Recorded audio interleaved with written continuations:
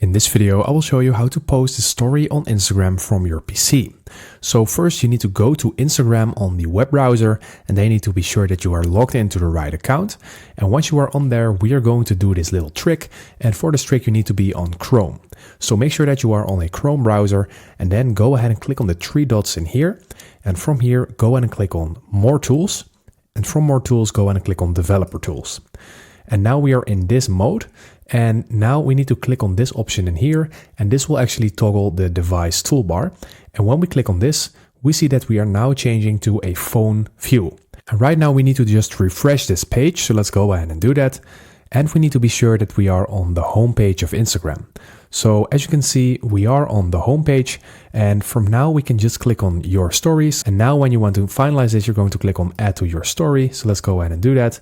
And as you can see, it is right now uploading to our story from PC. So as you can see, the photo was added. When we click on our story, we see that we just added a post on our story on Instagram from our PC. So this is how you do it. I hope this video helped you out. Please leave a like and consider subscribing, and then I will see you in the next one.